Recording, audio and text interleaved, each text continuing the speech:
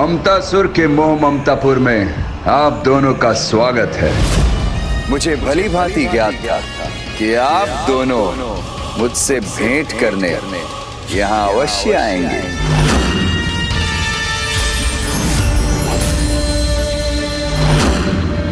आप यहाँ अपने भ्राता के प्रति शत्रुता भाव से आए हैं, ये मुझे भली भांति ज्ञात है।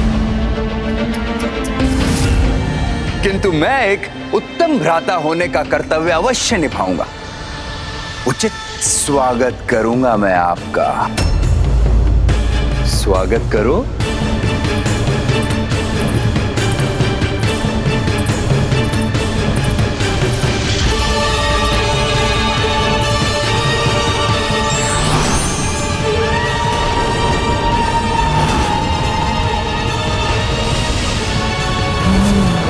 तो पुष्प नहीं, ये विषैले झाड़ के अंश हैं।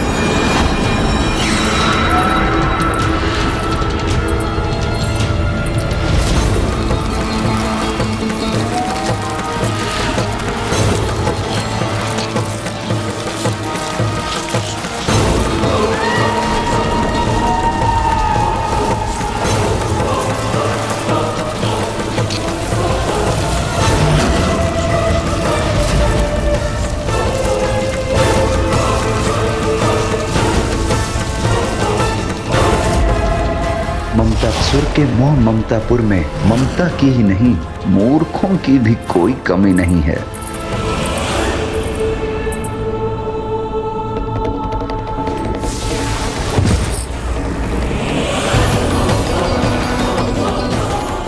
इनका तो जीवन पूर्ण हो गया। अब आप कैसे बचेंगे गणेश जी? इन्हें तो ये भी ज्ञात नहीं कि मैंने इनके लिए श्वेत पुष्प नहीं, विषैले कांटे बिछाए हैं।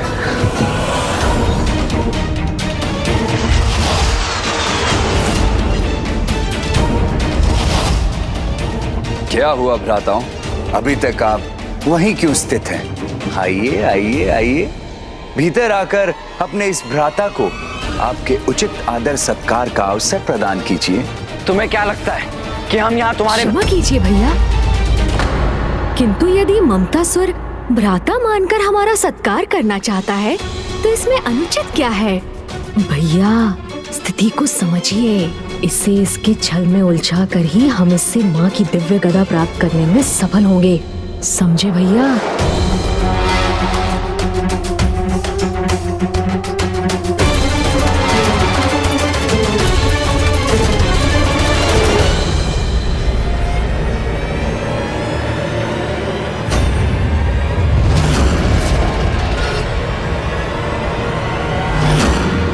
अरे अरे भैया, ये क्या कर रहे हैं आप?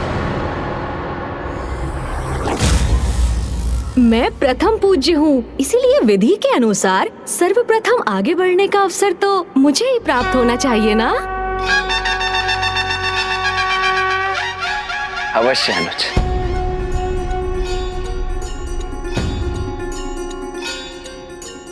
मेरे प्रिय भ्राताओं, इन सुंदर पुष्पों में छुपे विषैले कांटों से तो अब आपके पत्रांत तो क्या, कोई रक्षा कवच भी आपकी रक्षा नहीं कर पाएगा।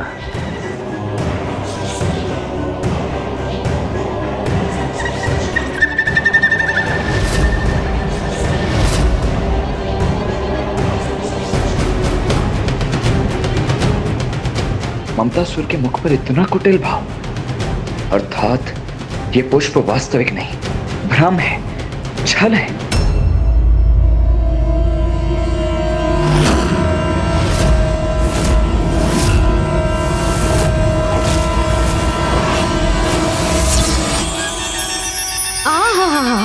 कितने कोमल पुष्प हैं। ये विषैले कांटे पुष्पों में कैसे परिवर्तित हो गए? इन पुष्पों को हमारे मार्ग में बिछाकर हमारा स्वागत करने के लिए तुम्हारा बहुत बहुत धन्यवाद ममतासुर। अनुज गणेश, आज हम प्रथम बार ममतासुर के स्थान में प्रवेश कर रहे हैं, तो तुम्हें नहीं लगता कि ममतासुर को आगे आकर हमारे चरण स्पर्श करके हम दोनों का स्वागत करना चाहिए? विशेषकर प्रथम पूज्य गणेश जी का तो करना ही चाहिए। भैया उचित कह रहे हैं ममतासुर। आयु में तुमसे अधिक होने के कारण तुम्हें यहाँ आकर हमसे आशीष लेना चाहिए।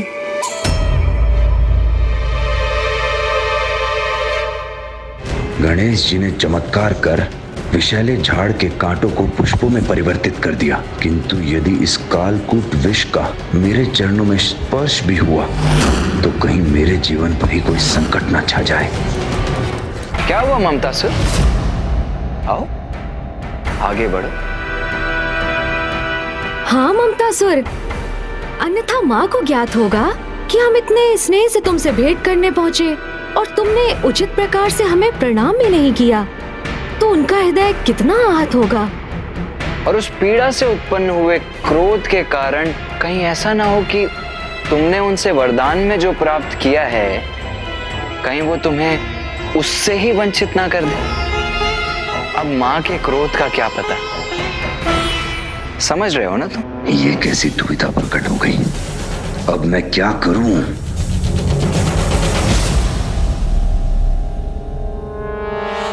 अनुज गणेश, कदाचित ममतासुर हम दोनों का स्वागत करने का इच्छुक ही नहीं है। चलो हम ही जाकर माँ को इसके इस कपट से अवगत करवाते हैं। हाँ भैया चलिए। चलो आओ। अब नहीं नहीं, रुकिए। पूरे फंसे ममतासुर, गणेश तुम्हारे छल से तो सुरक्षित रह गया। अब देखना है तुम स्वयं को अपने ही छल से कैसे बचाते हो।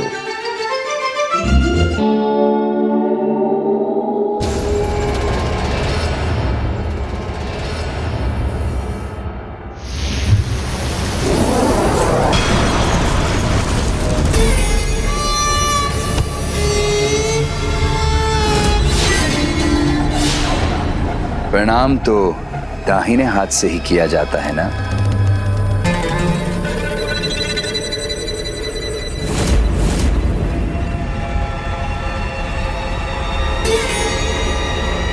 आप दोनों चतुर अवश्य हैं, किंतु एक प्रकार से मैं भी आपका भ्राता ही हूँ, इसलिए मुझे उलझाना इतना सरल नहीं। भैया अत्यंत कपटी है ये दुष्ट। सर्वप्रथम हमारे विरुद्ध अपनी माया का प्रयोग किया इसने, और अब हमारी माँ से प्राप्त दिव्य अस्त्र से ही स्वयं को सुरक्षित भी कर रहा है।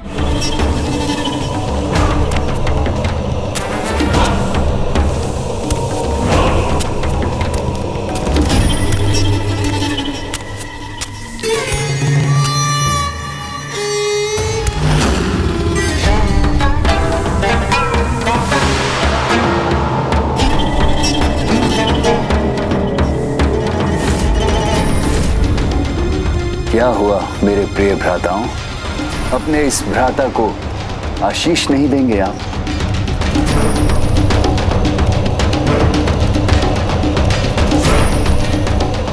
शीघ्र विकार मुक्त होकर सत्कर्म करो, जो कभी होगा नहीं। मैं भी तुम्हें आशीष देता हूँ कि तुम कुपथ का त्याग कर सुपथ को स्वीकार करो। मेरे दोनों भ्राता स्वप्न बहुत देखते हैं।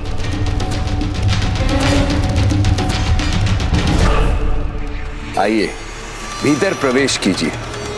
मैं ऐसा आदर सत्कार करूंगा आप दोनों का जैसा आज तक किसी ने नहीं किया होगा। हम भी देखते हैं कि इस गदा को कब तक थाम के रख सकते हो तुम।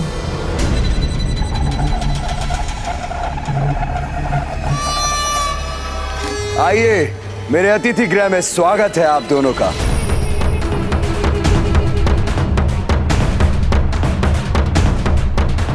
ममतासुर, एक सुझाव है तुम्हारे लिए। तुम तनिक सतर्क रहना, क्योंकि गणेश माँ को सर्वाधिक प्रिय है। इसीलिए उसके अतिथि सत्कार में यदि तुमसे कोई चूक हो गई तो माँ क्रोधित होकर केवल तुम्हारी सहायता से ही मुख नहीं मोड़ेंगी, अपितु इसके लिए तुम्हें कठोर से कठोर दंड भी देंगी।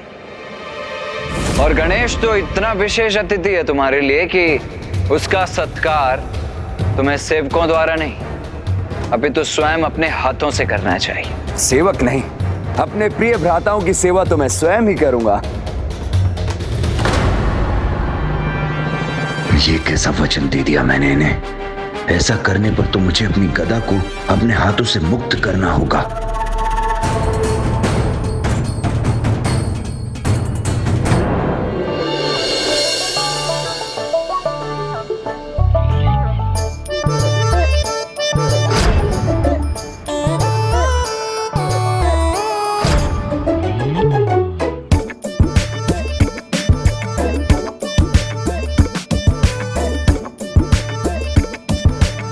भोजन आरंभ कीजिए भ्राताओं।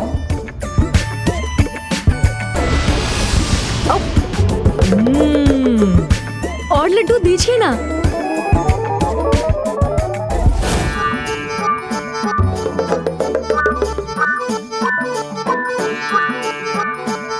पूरी सब्जी, दाल, ममता सर खीर दीजिए।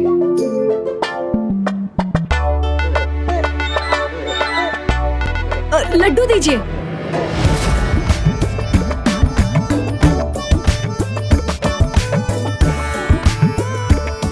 मोदक, जल दीजिए।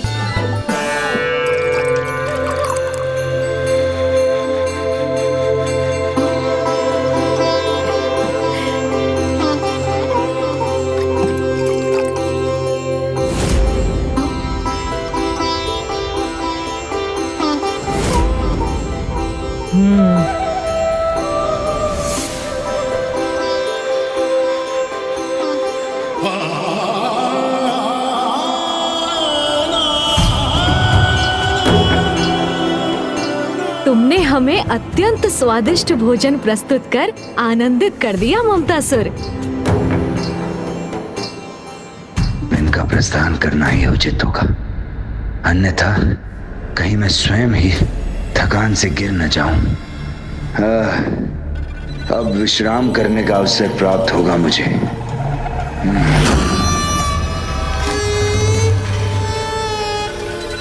ये दोनों तो अभी भी यही हैं।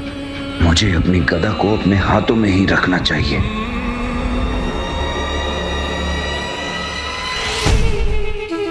ये क्या ममता सर? तुम्हारे अतिथि अभी भी यहीं तुम्हारे समक्ष ही उपस्थित हैं। और तुम विश्राम करने का विचार कर रहे हो?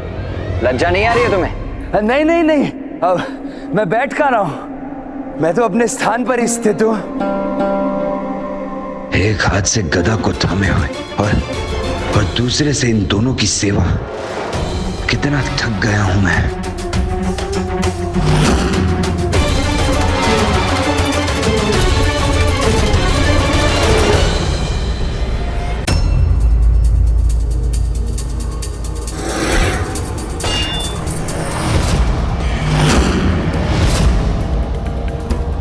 कदाचित अब तुम्हारे लिए अपनी गदा को संभालना भी कठिन हो रहा है ममतासुर।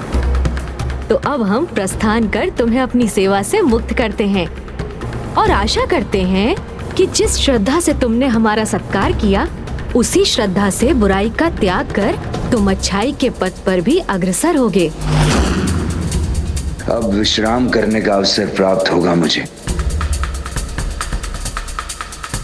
भैया, जब तक हम इसके समक्ष होंगे, ये गदा को अपने हाथों से कदापि दूर नहीं करेगा।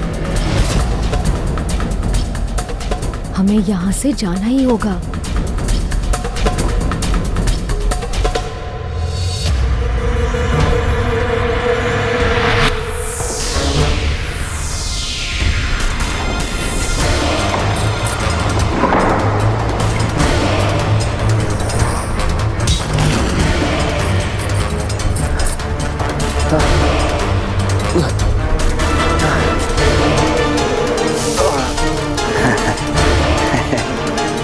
मुझे मेरे ही जाल में फंसाने आए थे दोनों।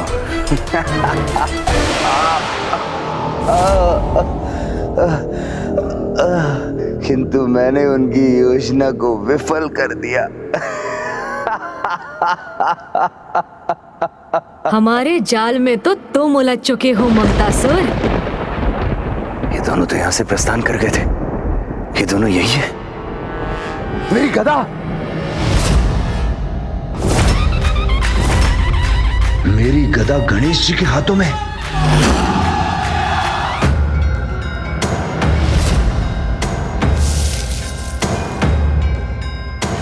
ये कैसे संभव है?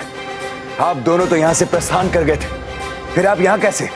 बुद्धि, ज्ञान और माया के देवता को ही अपनी माया में उलझाने का प्रयास कर रहे थे ममतासुर। तो विफल तो तुम्हें होना ही था। ये छल है, सर्वथा अनुचित है। मैं मां से कहूंगा कि आप दोनों ने छल किया है मुझसे। अच्छा, तो मां से यह भी बताना कि तुमने माया से अपना भवन छिपाया। गणेश के स्वागत हेतु मार्ग में पुष्पों का भ्रम उत्पन्न कर विषैले कांटे भी बिछाए। बोलो, बताओगे ना ये भी? माँ के पुत्र को आहत करने का इतना बड़ा प्रयास किया तुमने। फिर यदि गणेश ने भी कुछ माया का प्रयोग कर लिया तो इसमें कैसा छल? भैया, जब तक हम इसके समक्ष होंगे, ये गधा को अपने हाथों से कदापि दूर नहीं करेगा।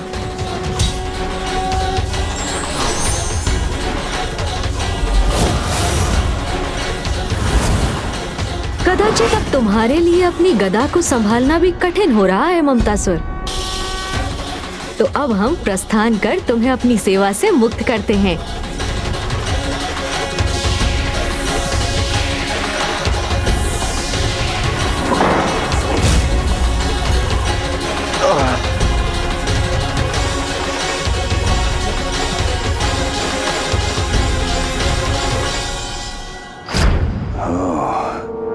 अर्थात जिन्होंने यहां से प्रस्थान किया था वो दोनों केवल इनके माया के प्रतिरूप थे।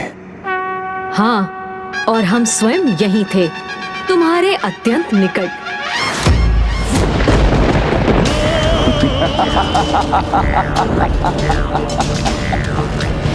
आपको क्या लगा कि मैं अपनी वास्तविक गदा को अपने हाथों से विलग होने दूंगा? मुझे आपके आगमन से ही संदेह हो गया था, इसीलिए तो मैंने एक अन्य गदा थाम रखी थी। वास्तविक गदा तो अब भी मेरे हाथों में है।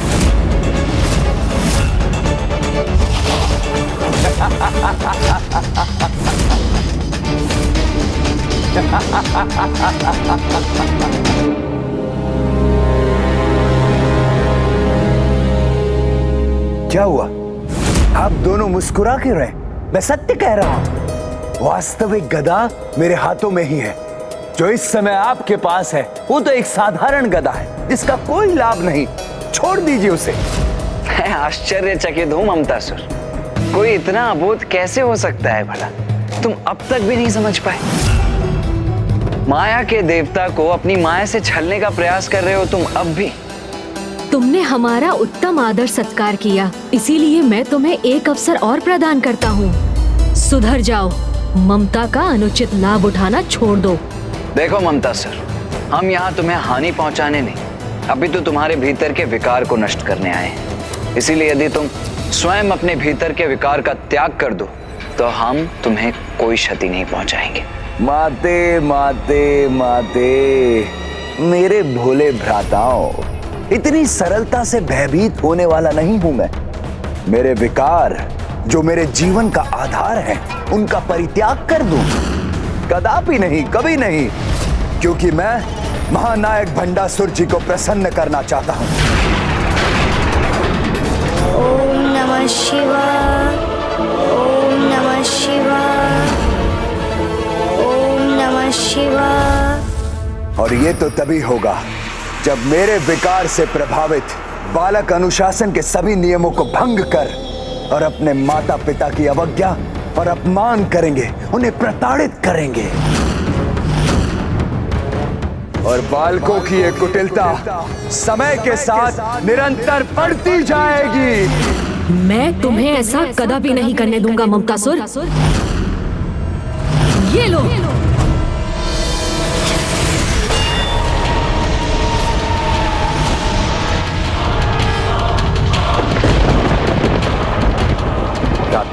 पहले मुझे ढूंढ कर तो दिखाओ।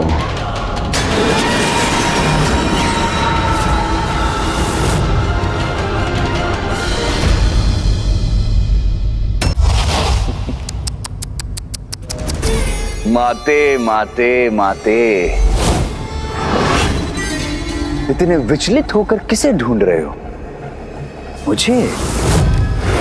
मैं ये अवश्य भूल गया था कि आप समस्त माया के नियंत्रक देवता भी हैं, किंतु आप भी तो ये भूल गए कि स्वयं जगत पिता महादेव ने मुझे अजय होने का वरदान दिया है।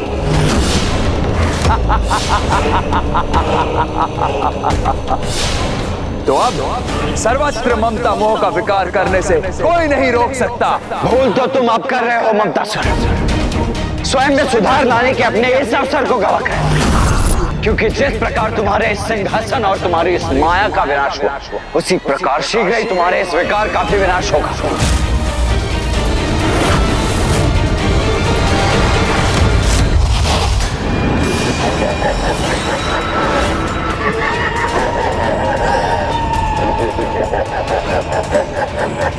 मुझे ढूंढ सकेंगे तभी तो मुझे नष्ट करेंगे आप, किंतु अब मैं आपके हाथों में आने वाला नहीं।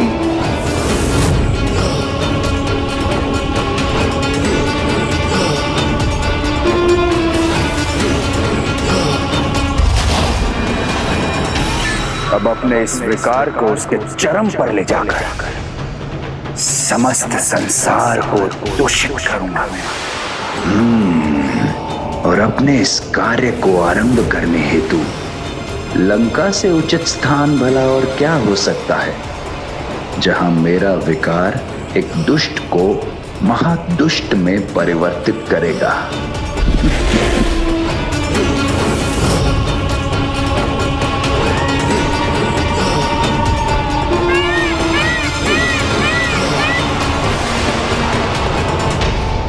वो तो इसी दिशा में आया था, तो यहाँ से कहाँ चला गया वो गणेश?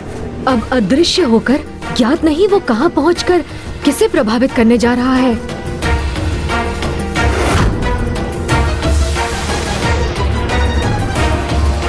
गणेश, तनिक लंका की ओर तो देखो। मूषक जी, उस दिशा में चलिए।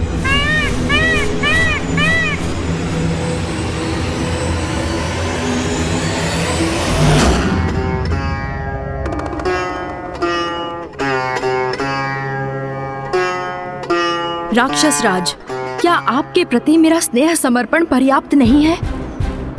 क्या आपको मेरा सौंदर्य भाता नहीं? क्या आप मुझे अपनी अर्धांगिनी के रूप में पाकर प्रसन्न नहीं हैं?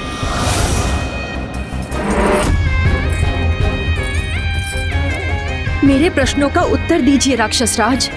क्या कमी रह गई थी मुझ में जो आप देवी वेदवती के प्रति आकर्षित हुए और उनके तप में व्यवधान उत्पन्न किया? पूर्व में भी आप नंदी जी के श्राप से श्रापित हुए। तुम्हारे सर्वनाश का कारण एक वानर सेना ही बनेगी। अब पुनः एक श्राप के भागी बने हैं। क्या आपको अपनी तनिक भी चिंता नहीं है?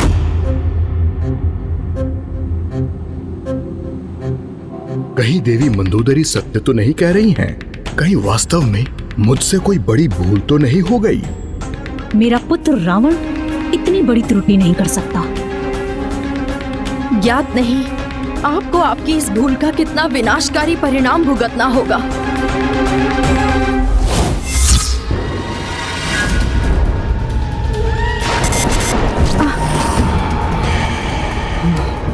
कृपा करके अपने इस व्यवहार पर संयम रखिए राक्षस राज, और पर स्त्री को सदैव सम्मान की दृष्टि से देखिए।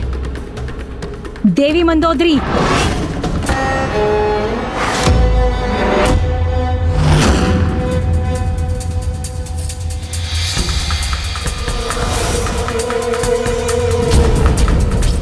शांत हो जाइए आप। राक्षस राज रावण है मेरा पुत्र, और आप उसे उसकी राक्षस प्रवृत्ति को त्यागने का सुझाव दे रही हैं। उसकी जो भी इच्छा है उसे पूर्ण रूप से सिद्ध करने के लिए पूर्ण रूप से स्वतंत्र है वो। किसी भी प्रकार के श्राप की चिंता की कोई आवश्यकता नहीं है मेरे पुत्र रावण को, क्योंकि वो तो अजय है।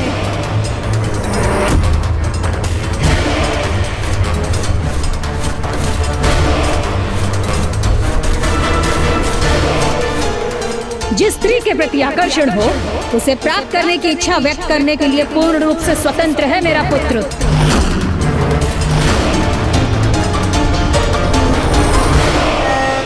और जो उसे अप्रिय है उसका अपमान और तिरस्कार करने का उसे अधिकार है। यही व्यवहार हम राक्षसों के अनुरूप है और राक्षस राज रावण को ऐसा करने से रोकना सर्वथा अनुचित है।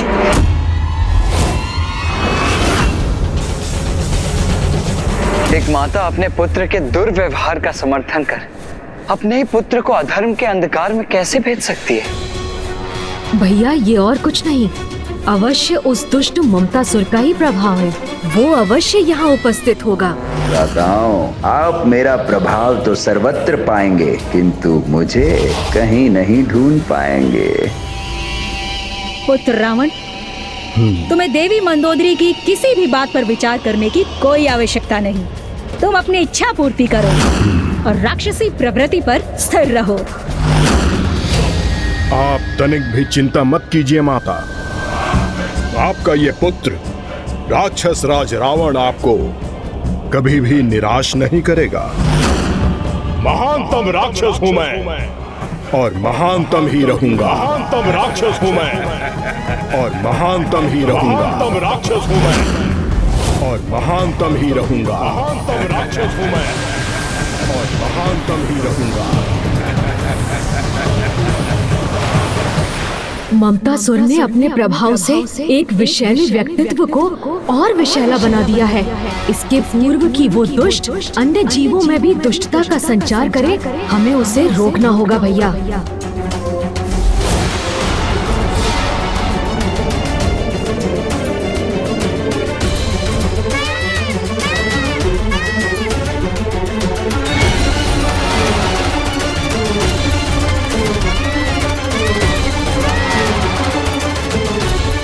यहाँ तो सर्वत्र मेघ ही मेघ है अनुज गणेश। फिर उस मेघ रूपी ममतासुर को कहाँ ढूंढे हम?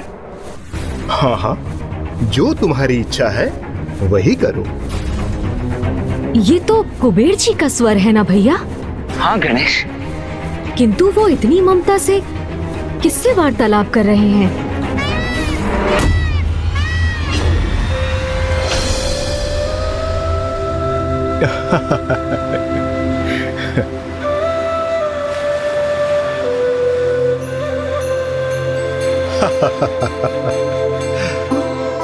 मेरे पुत्रों नल कुबेर मणिग्रीव कुबेर, यही तो आयु है आपकी क्रीड़ा करने की। इसलिए उन्मुक्त होकर जितनी इच्छा हो उतनी क्रीड़ा कीजिए। पिताश्री, आप चिंता न करें। आप अनुमति दे अथवा ना दे, हम तो अपनी इच्छा अनुसार से ही क्रीड़ा करेंगे।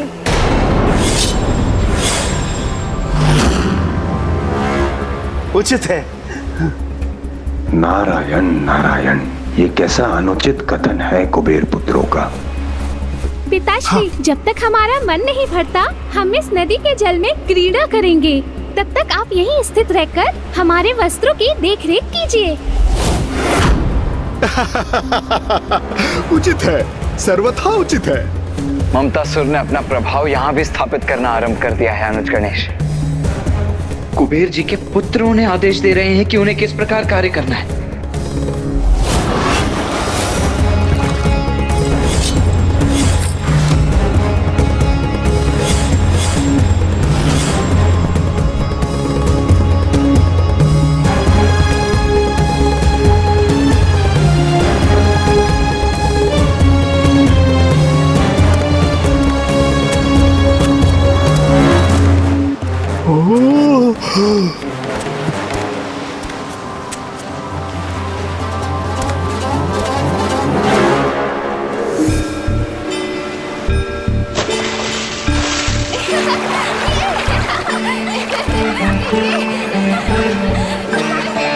प्रणाम देव ऋषि नारद जी। कुबेर जी, आपने अपने पुत्रों को उचित संस्कारों की सीख नहीं दी।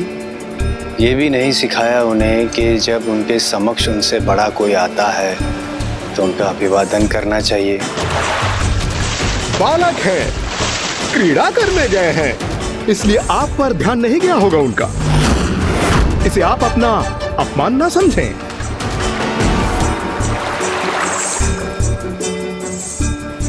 कुबेर जी, अपने पुत्रों को अति आवश्यक सीख देना अति आवश्यक है। ये भी अति आवश्यक है उन्हें समझाना कि पवित्र नदी में यूं संपूर्ण रूप से निर्वस्त्र होकर प्रवेश करना धर्म के विरुद्ध है। देवर्षि, आप भी हमारे समान जल में प्रवेश तो कीजिए। आपको स्वयं ज्ञात हो जाएगा कि इस प्रकार स्नान करने में कितना आनंद आता है।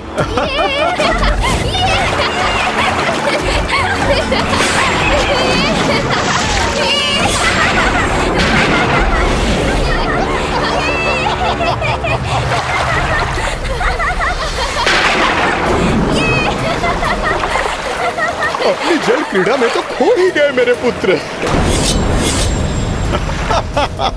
उनके पुत्र देवर्षि नारद की अवहेलना और अपमान कर रहे हैं। पवित्र नदी के जल में कैसे प्रवेश किया जाता है उस विधि को भूलकर पवित्र जलधारा का भी अपमान कर रहे हैं। और कुबेर जी उसके इस अनुचित व्यवहार से आनंदित भी हो रहे हैं। कुबेर जी, आपकी इस अनुचित ममता ने आपके पुत्रों के दुर्व्यवहार को देखकर भी अनदेखा करने को विवश नहीं किया, अपितु आपकी बुद्धि भी पूर्णतः भ्रष्ट कर दी है। इसीलिए आपके पुत्रों के इस दुर्व्यवहार को आप स्वीकार कर रहे हैं। दोषी है, दोषी है, दोषी। दंड तो अवश्य प्राप्त होगा।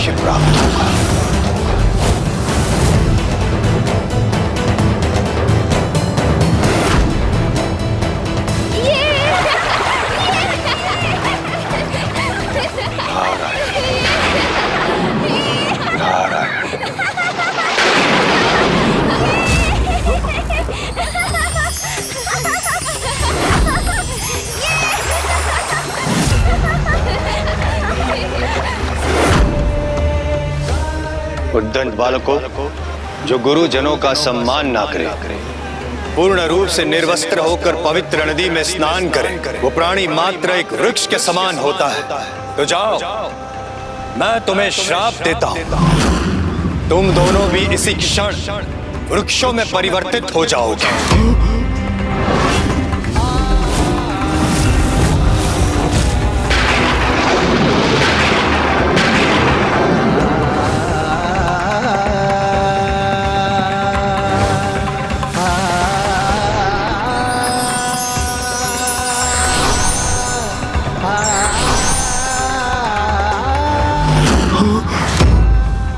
मेरे पुत्र वृक्षों में परिवर्तित हो गए।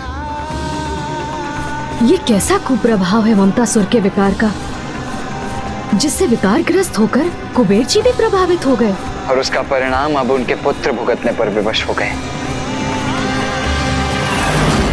यहाँ मेरा कार्य पूर्ण हुआ। अब अगले लक्ष्य की ओर प्रस्थान करता हूँ।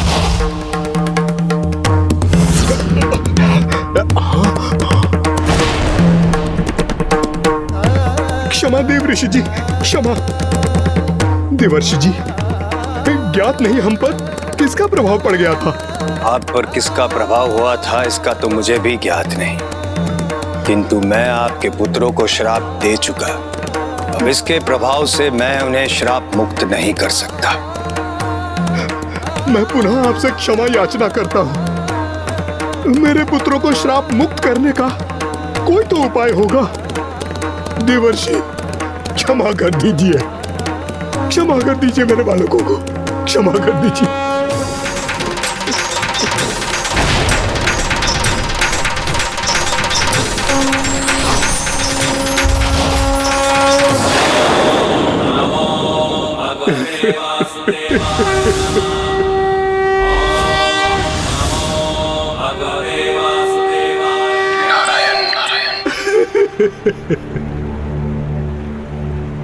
कुबेर जी, मैं अपना श्राप लौटा तो नहीं सकता, किंतु जो श्राप असीमित है उसे सीमित में परिवर्तित अवश्य कर सकता हूं।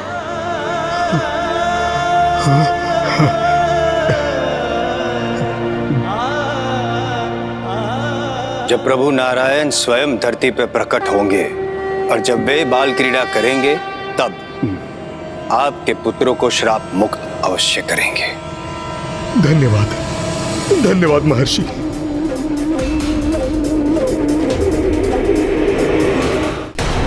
भैया, हमें यहाँ पहुँचने में भी विलंब हो गया और एक राक्षस के उपरांत ममतासुर एक देवता और उनके पुत्रों को प्रभावित करने में भी सफल हो गया। अनुज गणेश, ये ममतासुर भी कामासुर के मार्ग पर ही अग्रसर है। जिस प्रकार कामासुर ने पहले रावण, फिर देवराज इंद्र के उपरांत ऋषि विश्वामित्र को प्रभावित किया था, उसी प्रकार ये दुष्ट ममतासुर भी एक बलशाली राक्षस और देवता को प्रभावित करने के उपरांत अब इन दोनों से भी अधिक महान व्यक्तित्व को प्रभावित करने के लिए तत्पर होगा। कौन हो सकता है वो?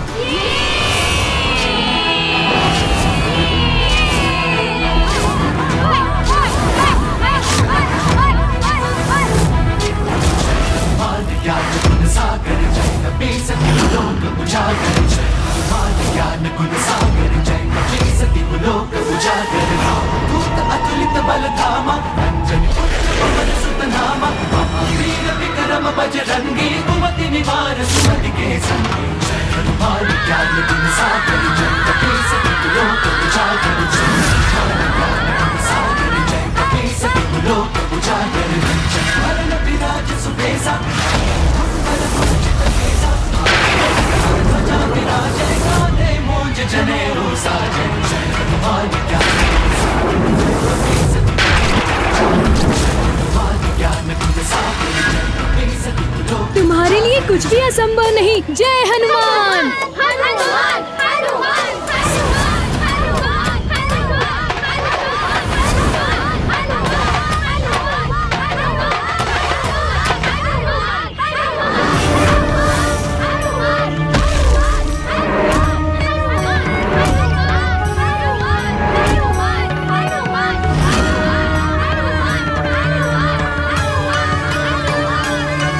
अब मेरा अगला लक्ष्य मेरे समक्ष है।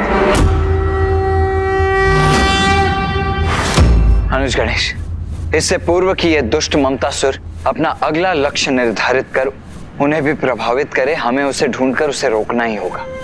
हाँ भैया, किंतु है कहाँ वो?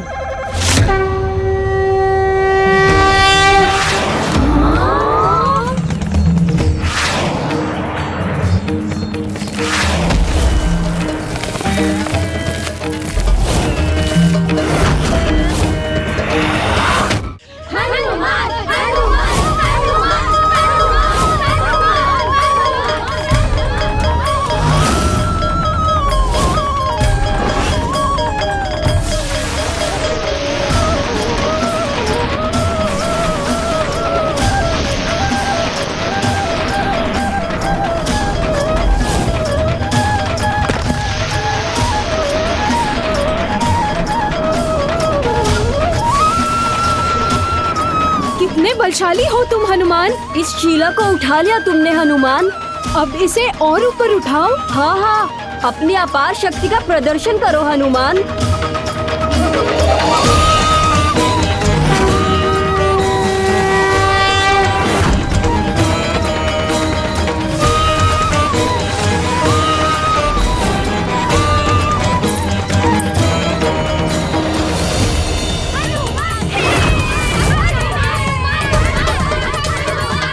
पुत्र हनुमान कैसी क्रीड़ा कर रहा है ये?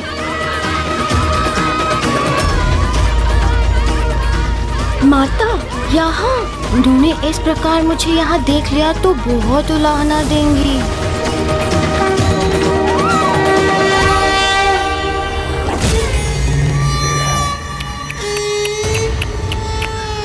इतना दिव्य पुत्र और इतनी ममतामयी माता, जो अब मेरे ममता मोह के विकार का अगला लक्ष्य होंगे। आनंद आएगा, बहुत आनंद आएगा। माते माते माते।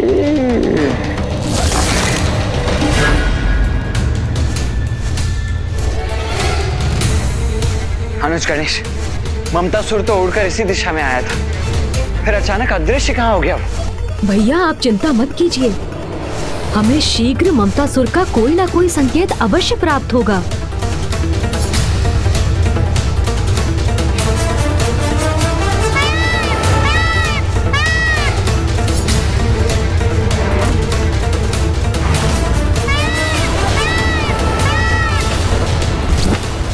इस अपार बल का स्वामी कौन हो सकता है?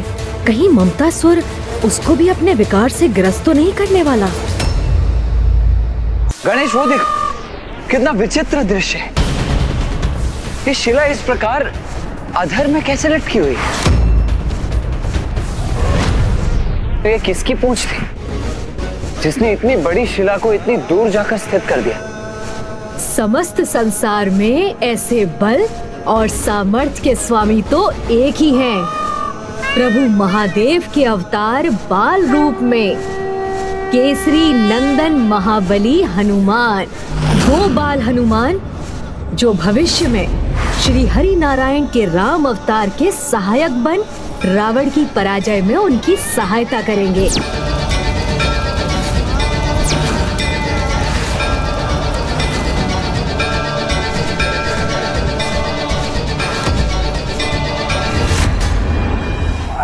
माते माते, अब देखिएगा मेरा विकार आपकी दिव्यता को कैसे प्रभावित करता है। भैया यदि हनुमान जी यहीं कहीं हैं, तो ममतासुर भी वहीं पहुंचकर इस अवसर का लाभ उठाने का प्रयास अवश्य करेगा।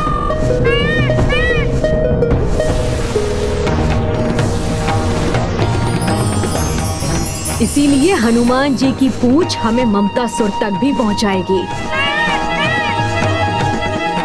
मूषक जी,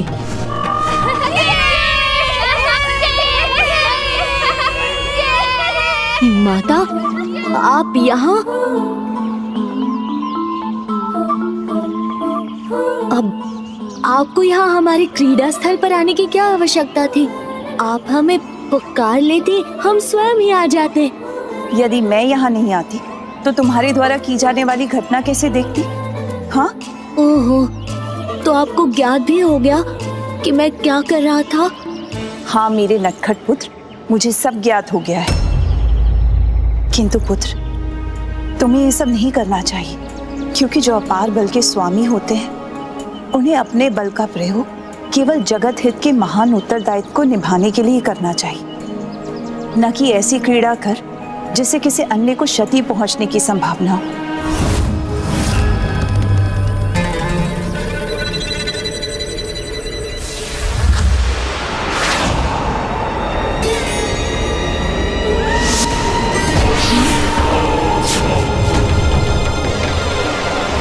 किंतु माता, मैं तो ये क्रीड़ा और मनोरंजन के लिए कर रहा था। माता, मुझे थोड़ी देर और क्रीड़ा करने दीजिए ना।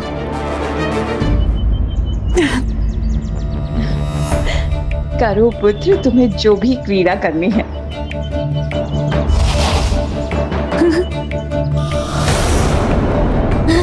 आओ मित्रों, माता ने अनुमति दे दी, अब तो और आनंद आएगा।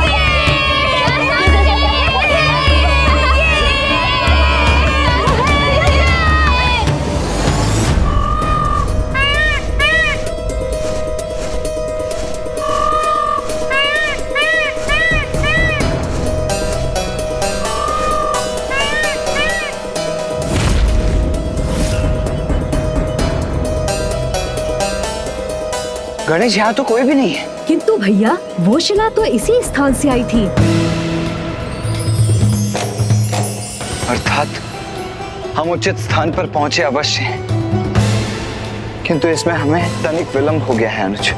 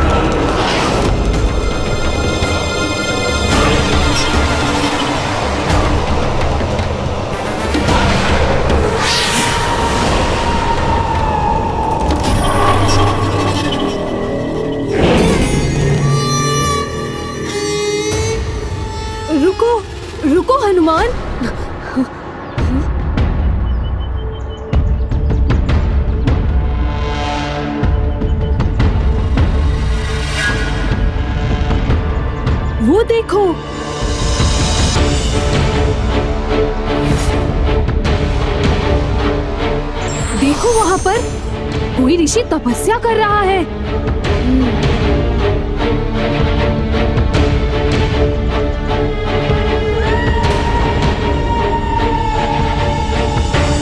हम यहाँ क्रीड़ा करेंगे तो ऋषिवर के तप में बाधा उत्पन्न होगी। कदाचित उचित तो ये होता कि ये यहाँ से किसी दूर ऊंचे स्थान पर तप कर रहे होते, जैसे वो वृक्ष। मेरे अनुसार हमारे कारण ऋषिवर के तप में कोई विघ्न उत्पन्न नहीं होगा। वैसे भी यदि वो यही अपने तप में लीन रहेंगे तो कोई भी पशु उनके तप में बाधा बन उन्हें क्षति भी पहुंचा सकता है। इन्हें तो किसी ऊंचे स्थान पर ही स्थित होकर तप करना चाहिए। ये सुझाव तो सर्वथा उचित है। उस वृक्ष पर ऋषिवर वन्य जीवों के संकट से सर्वथा सुरक्षित हो जाएंगे। तो सिर्फ इन्हें ही क्यों? इनकी सुविधा हेतु मैं इन्हें इनकी शिला के साथ ही उस वृक्ष पर स्थित कर देता हूँ। फिर बिना किसी बाधा के ऋषिवर सदियों तक अपनी तपस्या कर सकेंगे। हाँ हाँ, यही उचित होगा हनुमान। किंतु क्या ये संभव है?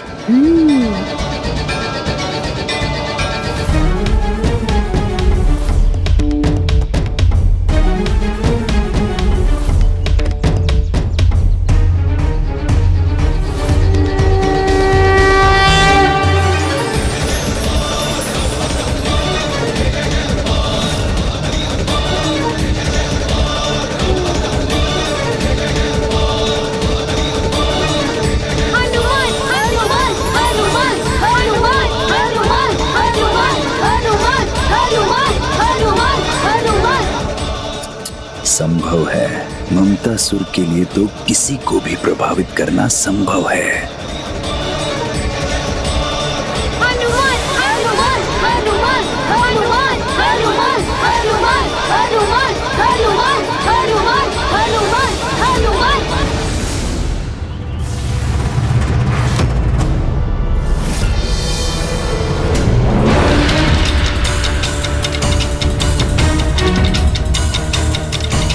ममतासुर अपने प्रभाव से बाल हनुमान जी को कोई भूल करने के लिए प्रेरित कर सके, उसके पूर्व ही हमें ज्ञात करना होगा कि वो कहाँ है। हनुमान, हनुमान, हनुमान, हनुमान, हनुमान, हनुमान, हनुमान, हनुमान, हनुमान, हनुमान, हनुमान, हनुमान। अनुज, गणेश, तुम बालकों का ये स्वर सुन रहे? हाँ भैया, हमें उसी दिशा में जाना चाहिए।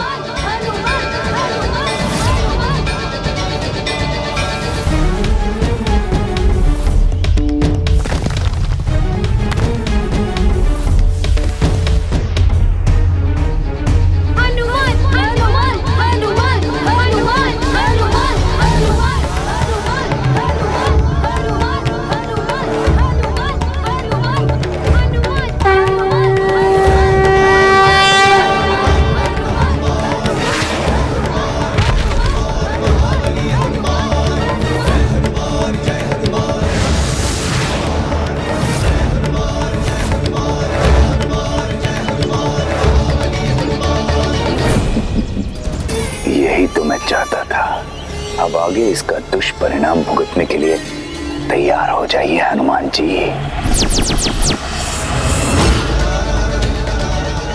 हनुमान, हनुमान, हनुमान, हनुमान, हनुमान, हनुमान।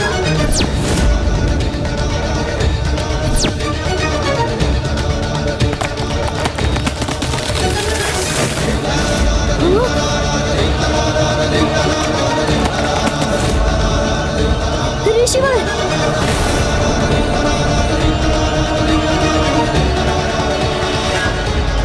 ये कैसे संभव है? मुझे इस वृक्ष पर स्थित कर मेरा तप भंग करने का दुस्साहस किसने किया?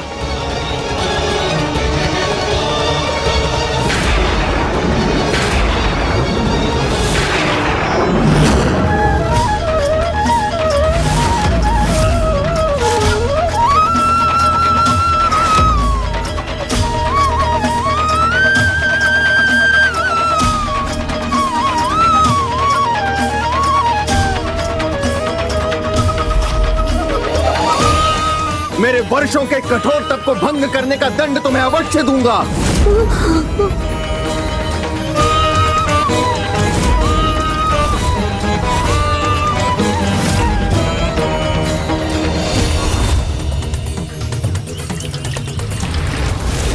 ये तो आरंभ मात्र है मेरे विकार के प्रभाव का। आपने अपने जिस बल के अहंकार में ऋषि भृगु और ऋषि अंगिरा के इस वंशज का तप भंग करने का दुस्साहस किया है, मैं श्राप देता हूँ, आप अपने उसी बल को एक दीर्घ अवधि के लिए पूर्ण रूप से भूल जाएंगे। आप अपने उसी बल को एक दीर्घ अवधि के लिए पूर्ण रूप से भूल जाएंगे।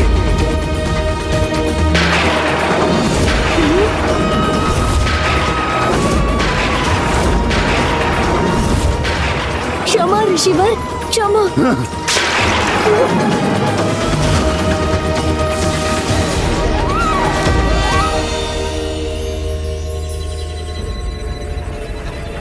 मुझे क्षमा कर दीजिए ऋषिवर। वहां मैंने रावण को उत्तेजित किया और यहाँ हनुमान के बल को क्षीण करने में सफल रहा, तो अब समस्त संसार में मेरे ममता मोह के विस्तार को कोई नहीं रोक सकता, जिसके दुष्परिणाम के साक्षी तो आप भी होंगे गणेश जी। हनुमान जी का जन्म तो प्रभु श्री राम के कार्य सिद्ध करने के लिए हुआ है। यदि वो अपना सामर्थ्य ही भूल जाएंगे तो प्रभु के सहायक बन राम काज करने में कैसे सफल होंगे? मैं इस ममतासुर को इसके कुटिल प्रयोजन में कदापि सफल नहीं होने दूंगा।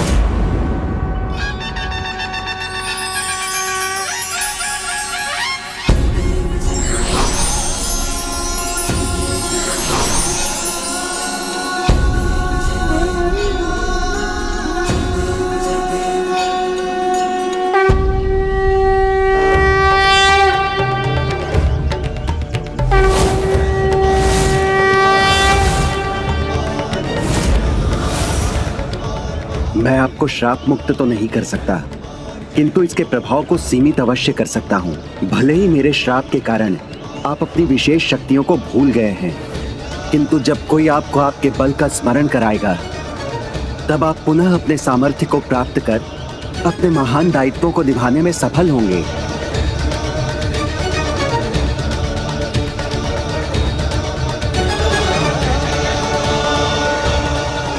मुझे क्षमा करने के लिए आपका कोटि कोटि धन्यवाद ऋषिवर।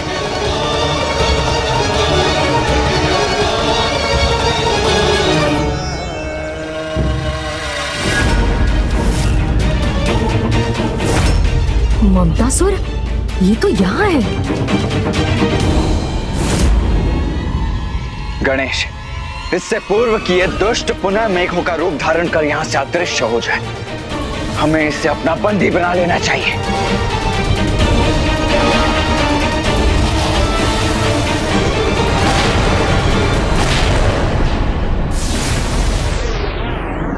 आइए भैया, मैं अभी इसका भी उपाय प्रस्तुत करता हूँ। उचित है।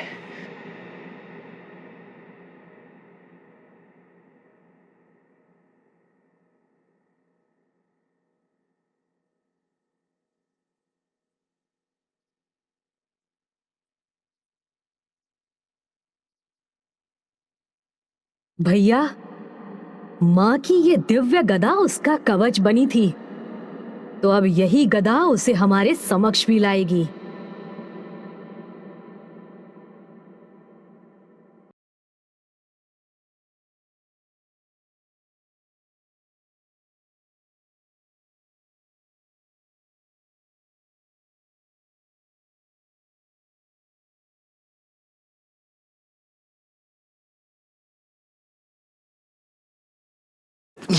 ये क्या हो रहा है?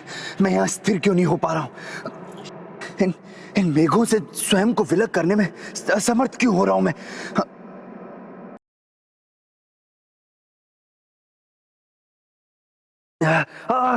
ये कैसी विपदा छाई है मुझ पर?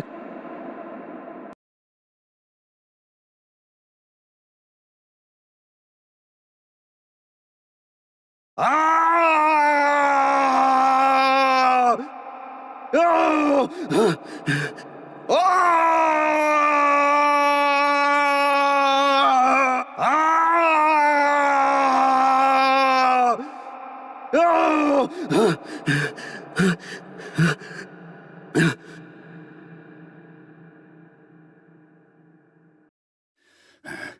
दोनों शिवपुत्र यहाँ, मुझे पुनः इनकी दृष्टि से ओझल होने का कोई उपाय करना चाहिए।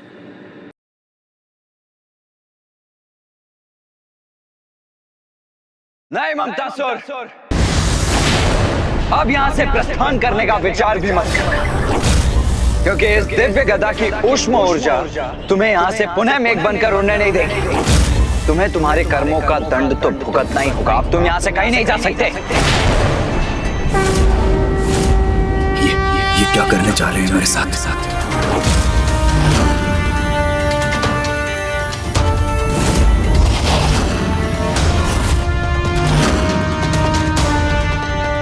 अब इनसे अपनी रक्षा कैसे करूं मैं?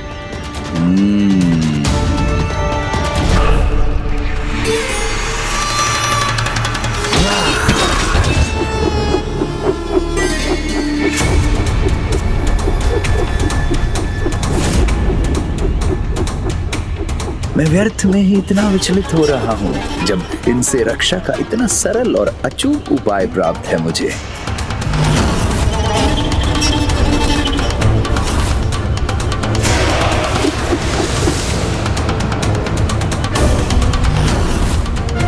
अब ये दुष्ट ममतासुर कैसा कपट करने जा रहा है? अपने सभी अस्त्रों को अदृश्य क्यों कर दिया इसने?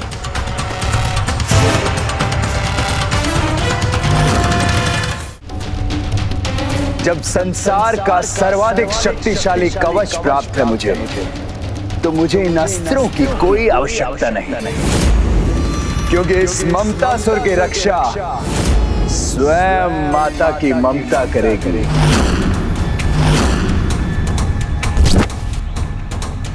ओम जगदम्बा जननी रक्षा करो, ओम भयहारिणी मैया रक्षा करो, ओम जगदम्बा जननी रक्षा करो, जननी रक्षा करो, भयहारिणी मैया रक्षा करणी मैया रक्षा करो, ओम चंद्रघंटा चंडी रक्षा करो, रक्षा करो। ये कौन है जो मुझसे अपनी रक्षा की गुहार लगा रहा है?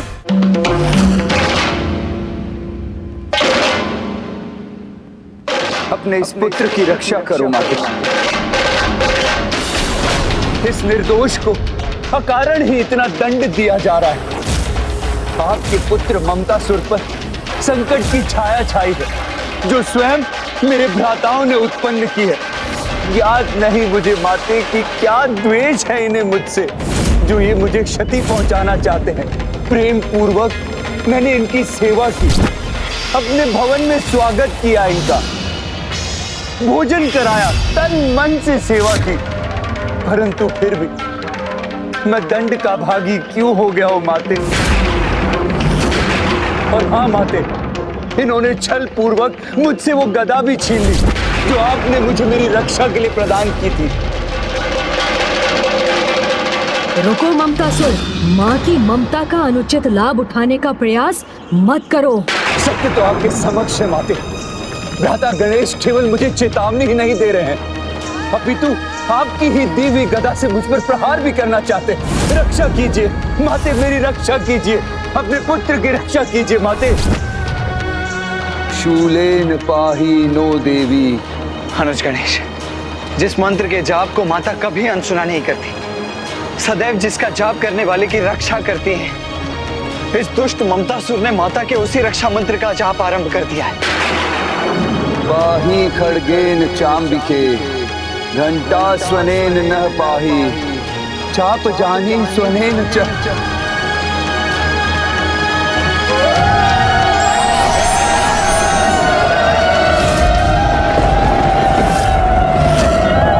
योगिनी माता है यहाँ?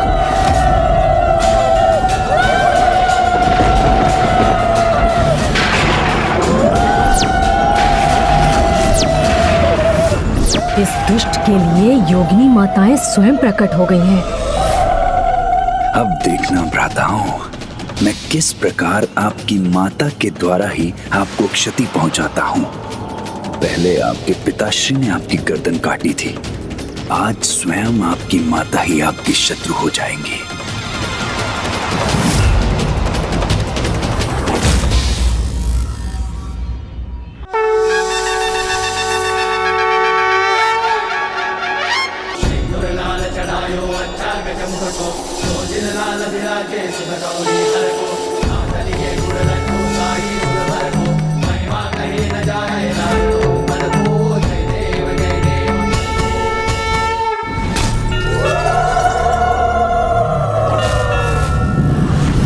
ये योगिनी माताएं इतनी क्रोधित क्यों हो रही हैं? जब तक ये योगिनी माताओं से सुरक्षित है तब तक इस पर वार करना असंभव। प्रणाम माताओं। प्रणाम माताओं। हे माताओं, आपसे हमारी विनती है कि आप इस दुष्ट की रक्षा न करें, क्योंकि ममतासुर को अपने विकार के विस्तार करने से रोकना संपूर्ण सृष्टि के हित के लिए अनिवार्य है।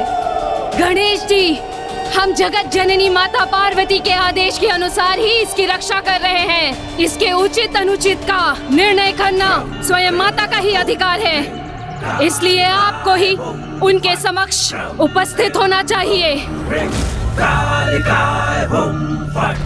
मैंने कहा था ना मेरे प्रिय भ्राताओं, ममतासुर की रक्षा स्वयं माँ की ममता करेगी।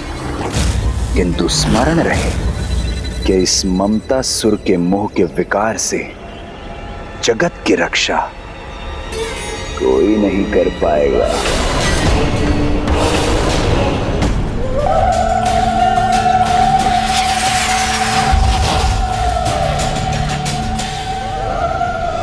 गणेश, ये दुष्ट तो पुनः ओझल हो गया है और हम इसे रोकने में भी असमर्थ रहे हैं। भैया, माँ की कृपा से ही ममतासुर की रक्षा हुई, तो अब उसे रोकने का भी एक ही उपाय है। माँ ममता के चरम से प्रभावित होकर ममतासुर को अपनी ममता का अनुचित लाभ उठाने दे रही है। हमें माँ को इसका आभास कराकर उन्हें ममतासुर के विरुद्ध करना होगा, तब माँ स्वयं इसे उचित सीख प्रदान करेंगी। इसके लिए तुम्हारे पास कोई योजना है? भैया, ममतासुर अभी माँ की ममता से ही परिचित है, किंतु उसे ये ज्ञात नहीं कि माँ अनुशासन भंग करने वालों के प्रति अत्यंत कठोर भी हो सकती है। हमें माँ के उसी रूप को जागृत करने हेतु अपने व्यवहार से माँ को विचलित करना होगा।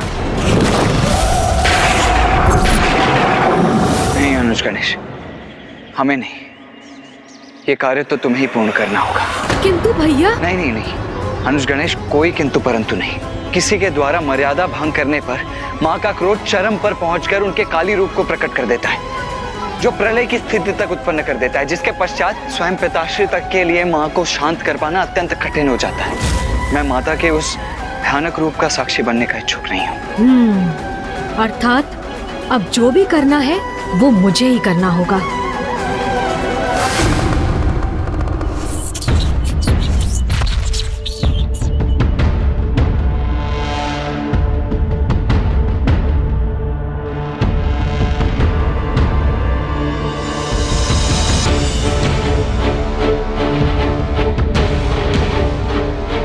अनुज गणेश, तुम्हारी युक्ति सदा उत्तम होती है, किंतु माँ को क्रोधित करना ये मुझे स्वीकार नहीं है। तुम कोई और युक्ति क्यों नहीं सोच लेते?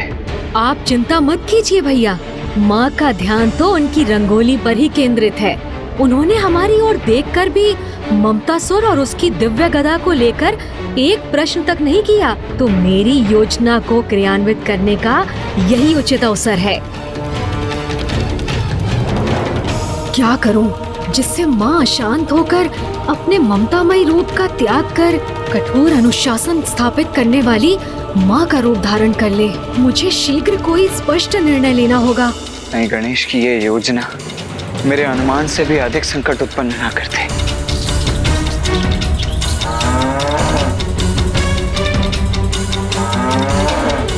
माता कामधेनु, मेरे इस कार्य में वही मेरी सहायक बनेंगी। गणेश गौशाला की ओर क्यों जा रहा है? माता कामधेनु के पास। आप कृपया रुकिए।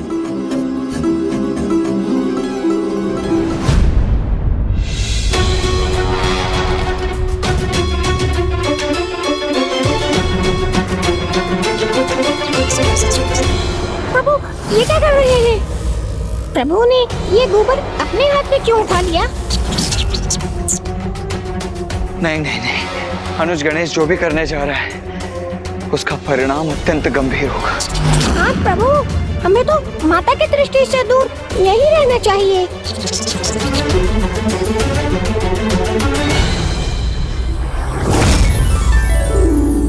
अब मेरी ये रंगोली पूर्ण होने जा रही है। स्वामी इसे देखेंगे तो कितने प्रसन्न हो जाएंगे। मेरी ये योजना अवश्य सफल होगी।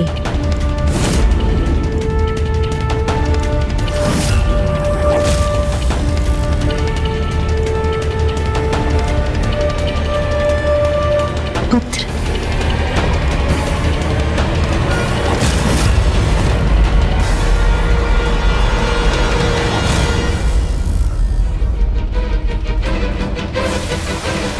गणेश ने ये क्या कर दिया?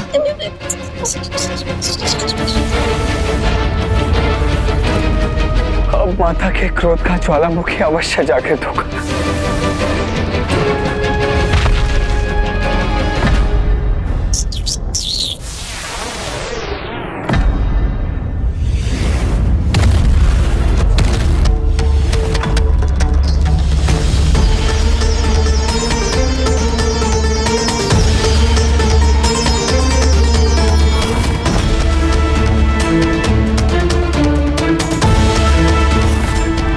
अब माँ अपने क्रोध को रोक नहीं सकेंगी।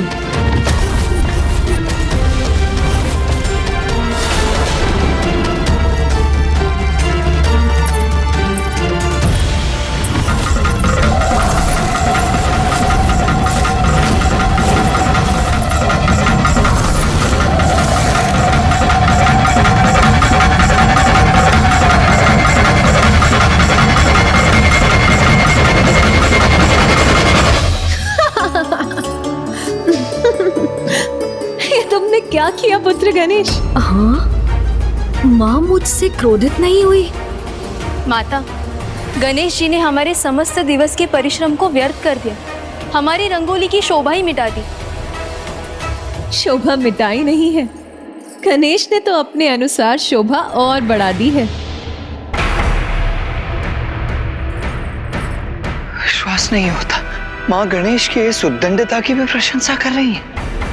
पुत्र गणेश, क्या तुम अपनी कलात्मकता का प्रदर्शन कर इसमें कुछ और निखार लाना चाहते हो? नहीं माँ। मेरे विचार से गणेश द्वारा जोड़े गए इस शुभ गोबर पर हमें पुष्प सज्जित करना चाहिए। इससे इस रंगोली की सुंदरता और बढ़ जाएगी। आज प्रथम बार मैं चाहता हूँ कि माँ मुझसे रुष्ट हो, तो वो उसके सर्वथा विपरीत व्यवहार कर रही है।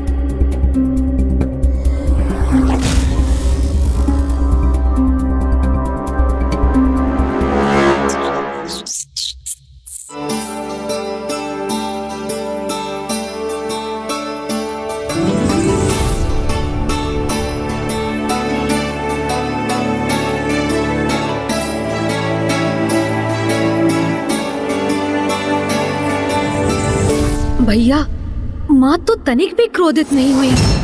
प्रसन्न रहो अनुज कि माँ को क्रोध नहीं आया और तुम सुरक्षित लौट आए हो। नहीं भैया, संपूर्ण जगत को ममतासुर से सुरक्षित करने हेतु उन्हें क्रोधित तो करना ही होगा। तभी तो माँ ममता को त्याग कर अनुशासन और शिष्टाचार को स्थापित करने हेतु उस दुष्ट ममतासुर को उचित सीख देंगी। तो अब तुम क्या करने वाले हो अनुज? आप तो मेरी सहायता करेंगे नहीं, तो अब मुझे ही कुछ करना होगा। नहीं, ऐसा नहीं है अनुज, वो मैं बस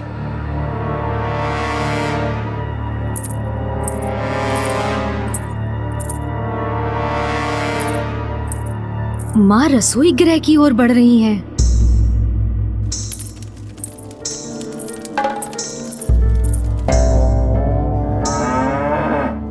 सूझ गई युक्ति। हाँ, किंतु रसोई गृह में क्या करोगे तुम?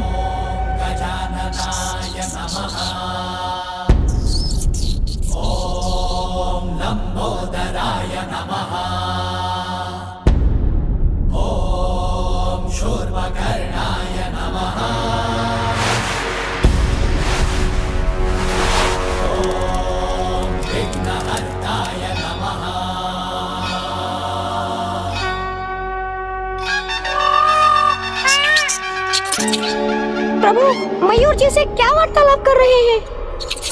कामासुर के लिए भी प्रभु ने इन्हें ही अपना वाहन चुना था।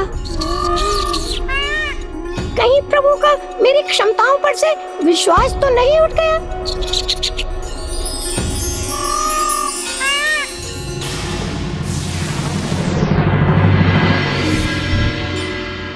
धन्यवाद मयूर जी।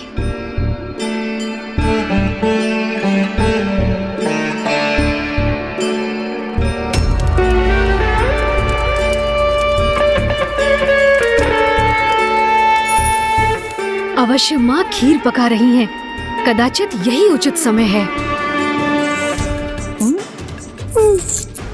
प्रभु ये कर क्या रहे हैं?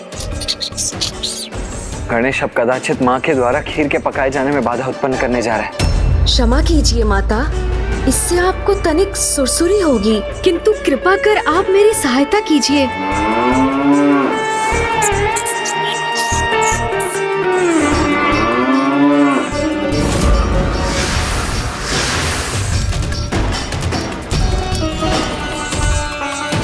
रसोई घर में ये धूल कहाँ से आ रही है?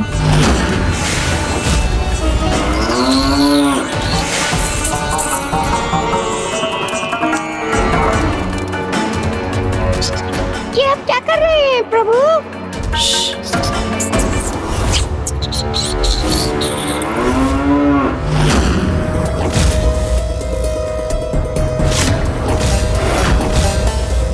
अनुज, गणेश, अब माँ के क्रोध से तुम्हारी कोई रक्षा नहीं कर सकता। पुत्र गणेश, पुत्र गणेश, पुत्र गणेश। पुत्र, आज ये नटखट बालक के समान क्रीड़ा क्यों कर रहे हो तुम? इसमें बहुत आनंद आ रहा है तुम्हें? उचित है, यदि क्रीड़ा करनी है तो करो, किंतु ना आप देवी कामधेनु को सताओ और ना ही अब मेरे कार्य में कोई व्यवधान उत्पन्न करो। मुझे खीर बनाने के उपरांत पूजा भी करनी है। माता इस बार थोड़ा रुष्ट तो हुई, परंतु क्रोधित नहीं। माँ, कुछ तो क्रोध कीजिए। आज आपका क्रोध कहाँ लुप्त हो गया है? अब तो मुझे पूजा में बाधा उत्पन्न कर ही उनका क्रोध जागृत करना होगा। श्रृंगी जी, वो प्रभु ने जो कार्य दिया था वो संपन्न हो गया है क्या? अरे नहीं हुआ तो हो जाएगा, गणेश जी साथ है ना। अच्छा हुआ नंदी जी, श्रृंगी जी, आप दोनों भी आ गए। अब आप दोनों एक अत्यंत महत्वपूर्ण कार्य को संपन्न करने में मेरी सहायता कीजिए।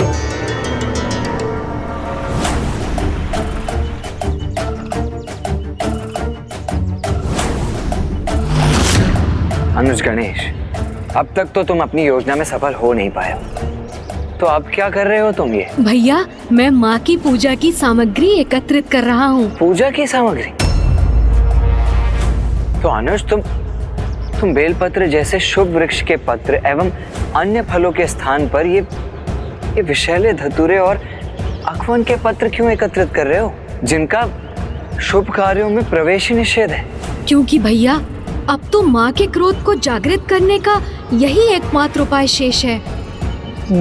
माता का क्रोध? प्रभु, आपने हमें ये पूर्व में क्यों नहीं बताया?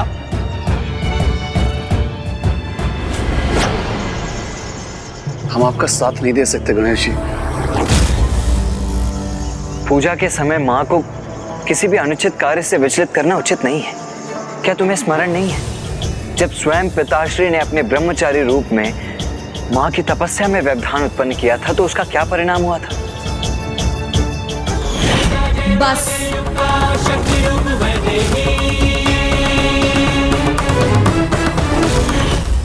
मुझे ज्ञात है भैया, माँ किसी भी त्रुटि को क्षमा कर सकती हैं, किंतु पिताश्री की पूजा में विघ्न कदापि क्षमा नहीं कर सकती। अनुज,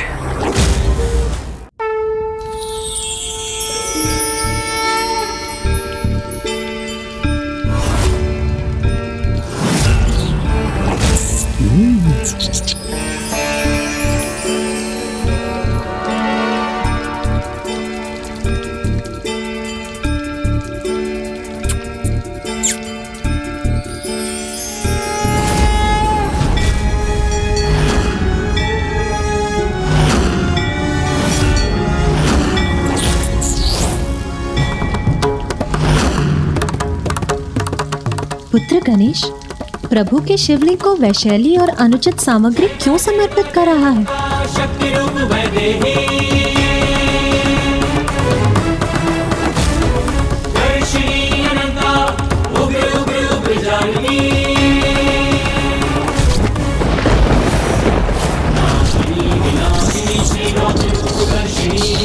ऐसी अनुचित पूजा क्यों कर रहा है गणेश? क्या उसे ज्ञात नहीं है कि धतूरा एवं अन्य वन्य फूल पूजा में समर्पित नहीं किए जाते?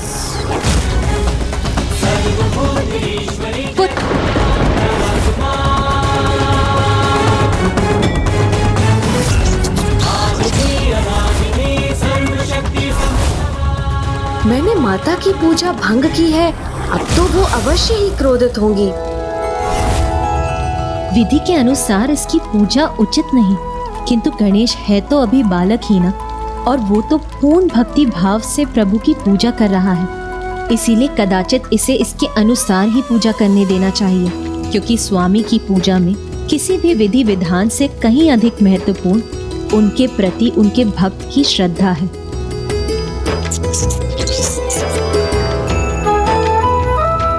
पुत्र, तुम सर्वप्रथम अपने अनुसार पूजा संपन्न कर लो, उसके बाद मैं अपनी पूजा आरंभ करूंगी।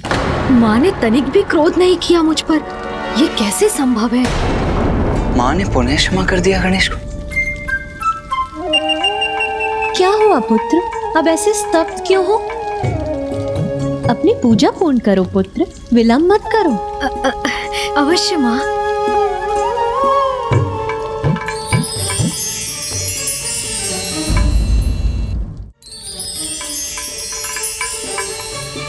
ओम नमः शिवाय। पुत्र गणेश, अब तुम्हारी पूजा यदि समाप्त हो गई हो तो मुझे भी अपनी पूजा आरंभ करने दो। हाँ माता।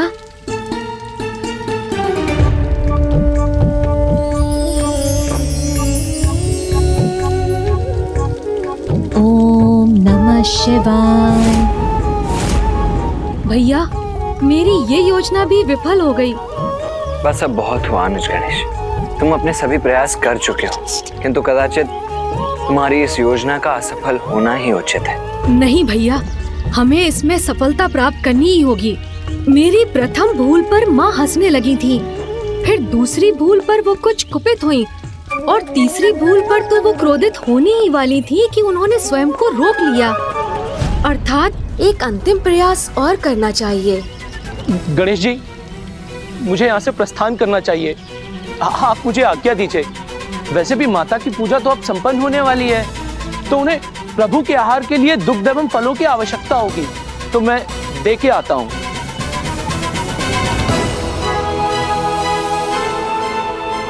गणेश जी, मैं भी यहाँ से प्रस्थान करता हूँ। मैं तो न कभी यहाँ था न अभी हूँ।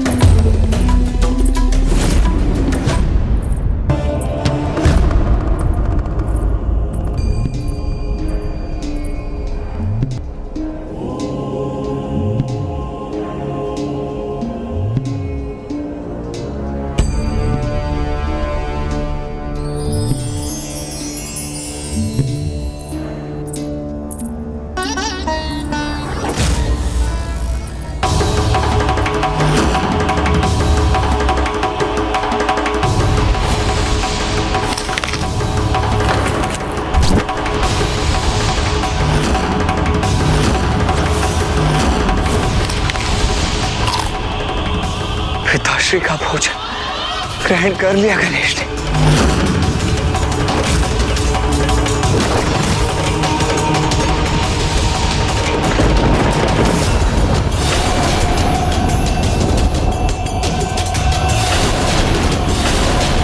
बस बहुत हुआ गणेश, बस बहुत हुआ गणेश, बस बहुत हुआ गणेश।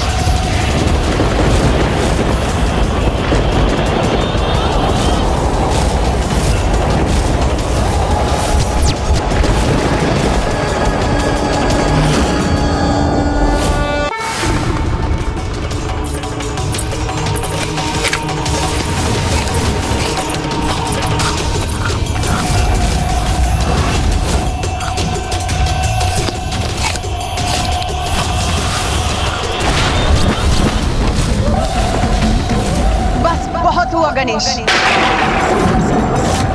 ये तुम्हारी कैसी उद्दंडता है?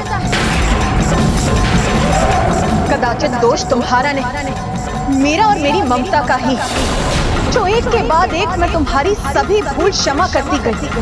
सर्वप्रथम तुमने रंगोली की सुंदरता को खंडित किया, जिसे मैंने तुम्हारा भोला योगदान समझा।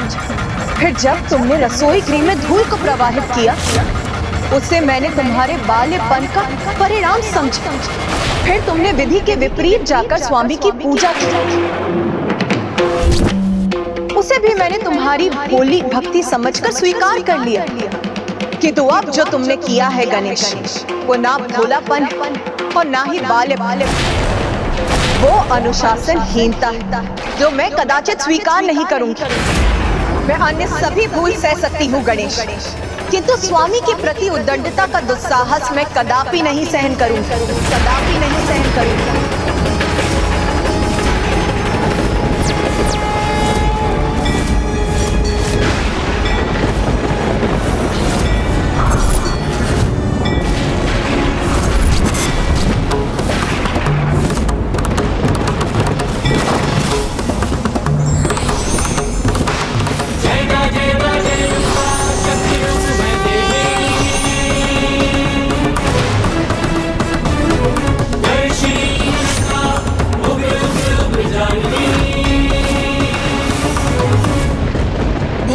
बालपन स्वीकार है मुझे, किंतु अनुशासनहीनता नहीं। तुम्हारे इस अनुशासनहीनता का दंड तुम्हें अवश्य मिलेगा गणेश। माता, आपका दंड सहर्ष स्वीकार है मुझे माँ, क्योंकि मैंने जो भी किया वो आपके क्रोध को जागृत कर आपसे दंड पाने के लिए ही किया, आपसे दंड पाने के लिए ही किया, आपसे दंड पाने के लिए ही किया, आपसे दंड पाने के लिए ही किया।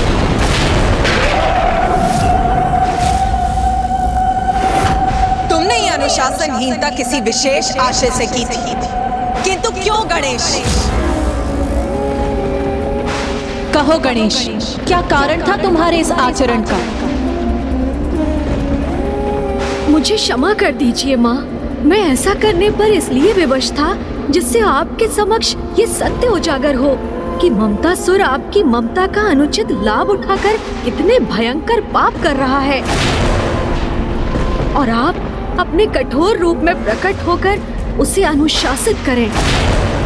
माँ, आपके समक्ष भोलेपन और असहायता का स्वांग कर ममतासुर अपनी कुटिलता और क्रूरता को आपकी दृष्टि से छिपाने में सफल हो रहा था। आप मुझे आशीर्वाद के रूप में ऐसी शक्ति प्रदान कीजिए कि मैं अपने सुपथ पर चलने में आश्वस्त रहूं और मुझे कोई भी किसी भी प्रकार से आहत न कर सके।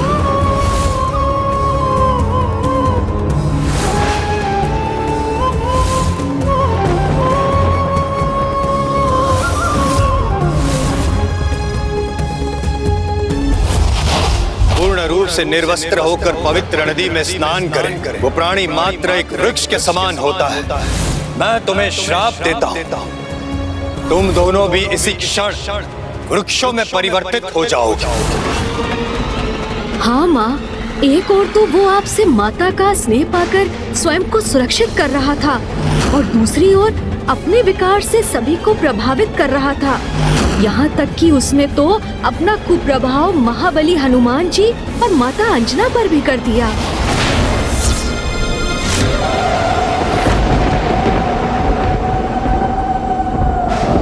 पुत्र, एक माँ की ममता का भाव तो अत्यंत पावन, जिसके कारण वो अपनी संतान के हित में महान त्याग करने के लिए तत्पर रहती है। किंतु ममता की अति जब विकार का रूप ले ले तो ना माँ का भला होता है और ना ही संतान का।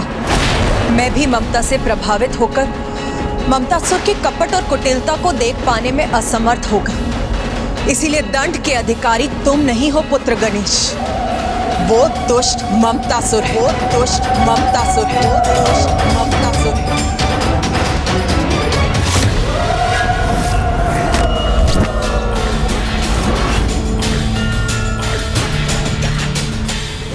गुरुकुल, यहाँ तो शिष्य शिक्षा प्राप्त करने आते हैं ना, तो फिर इन्हें तो वही शिक्षा प्राप्त होनी चाहिए जो मैं निर्धारित करूंगा।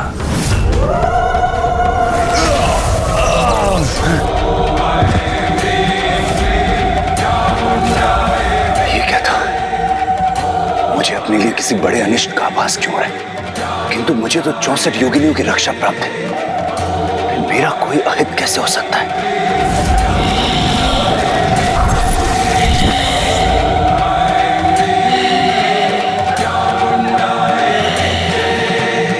ये योगिनी देवी मुझे इतनी क्रोधित दृष्टि से क्यों देख रही है?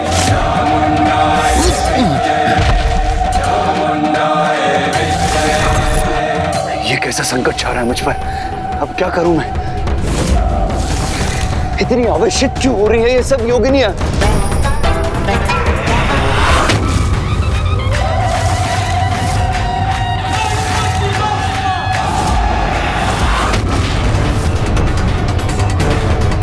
और अब ये शिवपुत्र भी इन शिव गणों के साथ यहां पर पहुंच गए। मेरी सुरक्षा तो यहां से प्रस्थान करने में ही है।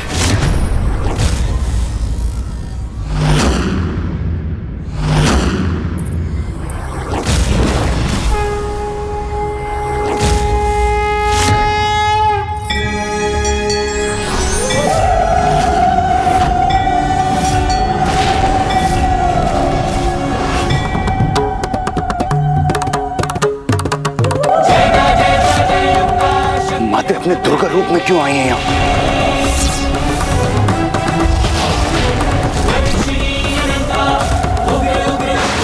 माते,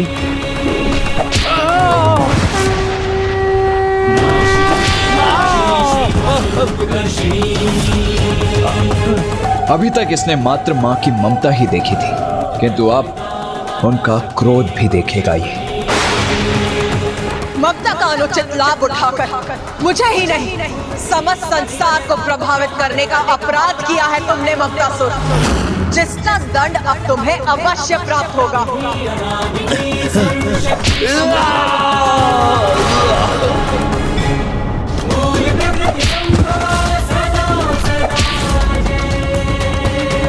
ये मात्र तुम्हारे लिए नहीं, संसार के उस प्रत्येक बालक के लिए सीख जो ममता का दुरुपयोग कर अपने माता पिता की आज्ञा का उल्लंघन करता है। आज तुम्हारे उदाहरण द्वारा संसार को ये ज्ञात होगा कि तुम्हारे जैसी संतान अपने जीवन में किस प्रकार का परिणाम का सामना करने के लिए विवश होती है।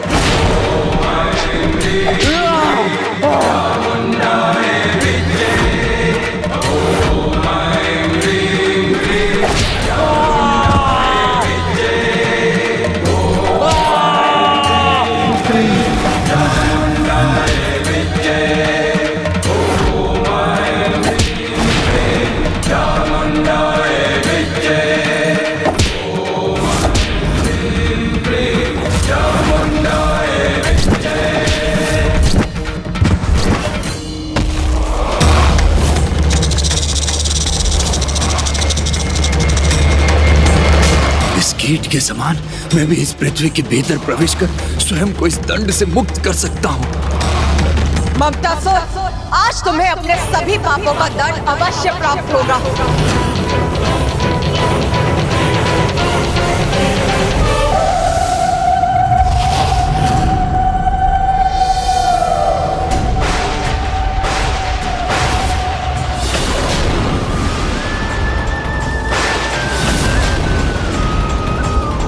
ये दुष्ट तो भूमि में प्रवेश कर अदृश्य हो गया। इतना दुस्साहस इस दुष्ट का!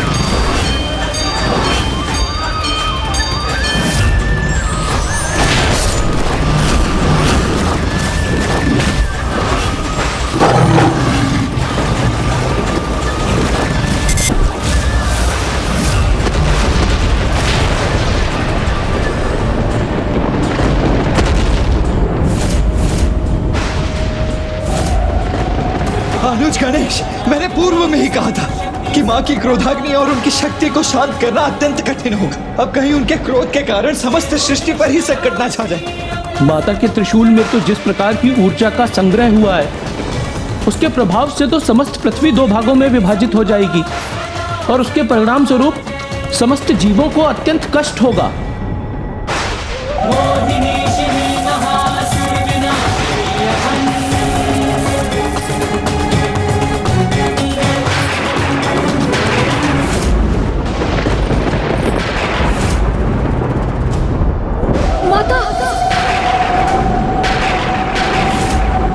मुझे क्षमा कीजिए माँ।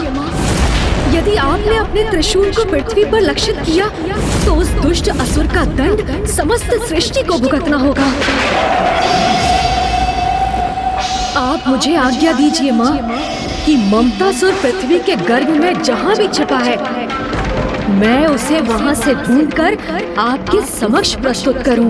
उचित है पुत्र गणेश, तुम मुझसे शीघ्र यहाँ लेकर आओ, क्योंकि मैं ममतासुर को ममता की पवित्र भावना की अति उत्पन्न कर उसे विकार में परिवर्तित नहीं करने दूंगी।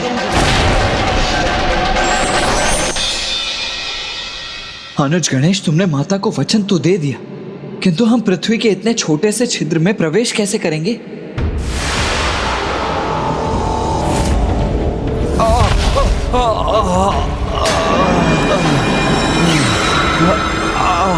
माता के क्रोध के कारण ये कैसी दुर्दशा हो गई है मेरी। अब अत्यंत सावधान रहना होगा मुझे। अब तक तो वो पृथ्वी में प्रवेश कर ना जाने कहां छुप गया होगा अनुज। इतने लघु आकार के इस स्थान में हम में से किसी का प्रवेश करना असंभव के समान है। असंभव के समान नहीं, अब असंभव भी है। अब यहाँ पर मुझे कोई नहीं, यहाँ पर मुझे कोई नहीं ढूंढ सकता। अब तो बस एक ही व्यक्ति हैं जो हमें ममतासुर तक पहुंचाने में हमारी सहायता कर सकते हैं। ये किसकी बात कर रहे हैं गणेश जी? ऐसा कौन हो सकता है? किंतु ऐसा कौन है अनुज गणेश जो इतने छोटे आकार के प्रवेश स्थान से हमें पृथ्वी की भीतरी सुरंगों में ले जा सकता है? बताइए गणेश जी। नागराज शेषनाग जी।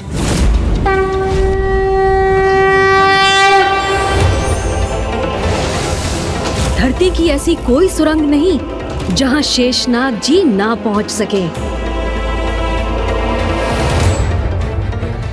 प्रभु शेषनाग वासुकी जी, मैं आपसे अनुरोध करता हूँ कि कृपया मेरी सहायता करने की कृपा कीजिए।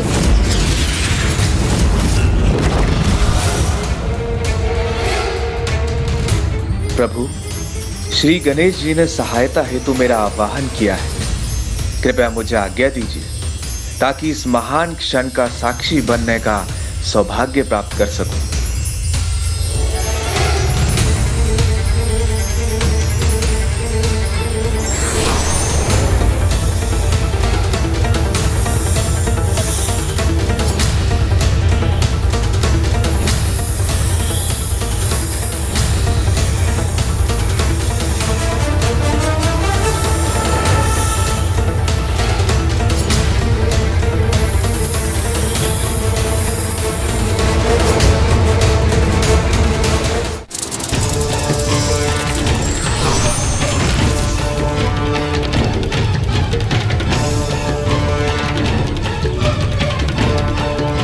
प्रणाम लंबोदर गणेश जी।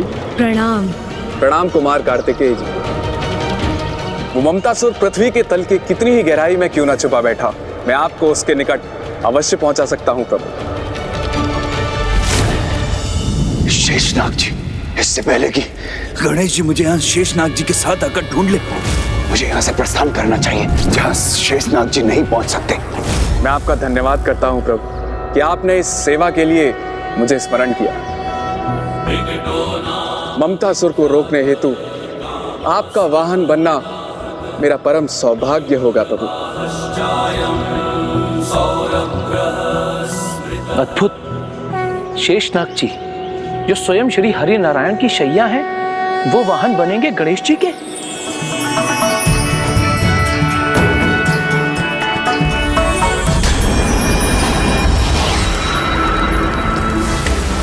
हे महान शेषनाग जी, मेरा वाहन बनकर आप मेरी बहुत बड़ी सहायता करेंगे, किंतु अब हमें इस कार्य में तनिक भी विलंब नहीं करना चाहिए।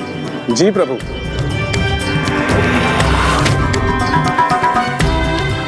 स्वामी, सर्वथा दिव्य और अनूठी घटना का आरंभ हो रहा है।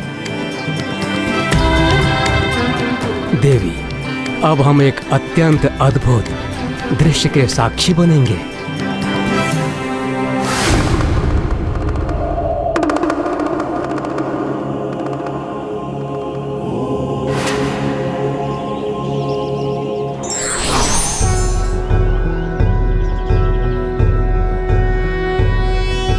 वक्रतुंड महाकाय सूर्यकोटि नाग तो जागृत कुंडलिनी शक्ति के प्रतीक हैं, अर्थात परम ब्रह्म स्वरूप हैं, और संपूर्ण सृष्टि में दो ही हैं जो जागृत कुंडलिनी से सुशोभित होते हैं। एक जो उन्हें अपने कंठ में धारण करते हैं, अर्थात स्वयं जगत पिता महादेव, और दूसरे हैं जो जागृत कुंडलिनी की शैया पर विश्राम करते हैं, सृष्टि के पालनहार प्रभु श्री हरि नारायण। और अब जागृत कुंडलिनी को अपना वाहन बनाने का सामर्थ्य रखने वाले तीसरे होंगे श्री गणेश, श्री गणेश, श्री गणेश। ब्रह्मदेव का कथन उचित है। प्रथम पूज्य गणेश के दिव्य अवतार के दर्शन प्राप्त करना अत्यंत आनंददायक होगा। ऐसे दिव्य दर्शन हम सभी को इस अलौकिक घटना के प्रत्यक्ष दर्शन करने चाहिए।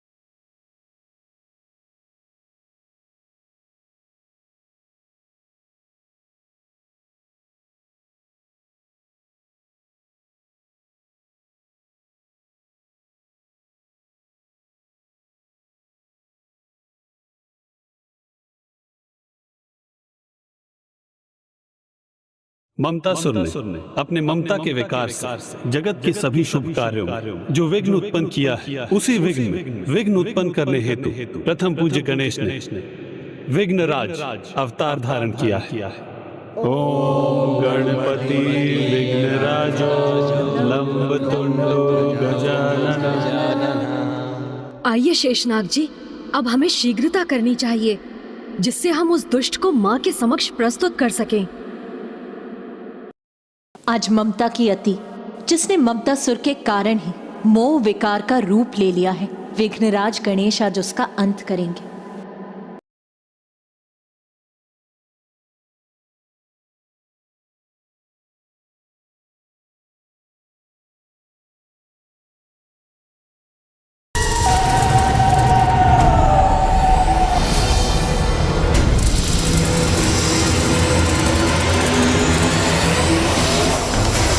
ये कैसा महासंकट छाया है मुझ पर, क्योंकि अब माता मेरी रक्षा नहीं करेंगे और ना ही गणेश जी मुझे किसी प्रकार सुरक्षित रहने देंगे। मेरा बचाव इसी में है कि मैं महानायक भंडासुर की तपस्या पूर्ण होने तक किसी भी प्रकार इन सब की दृष्टि से बचा रह सकूं।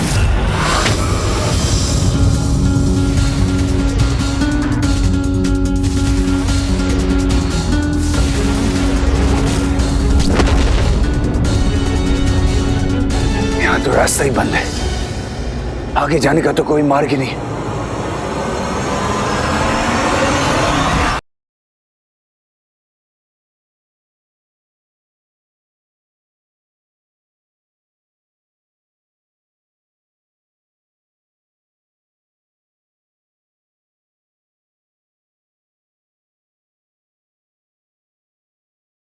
ये भी पहुंच गए यहाँ पर।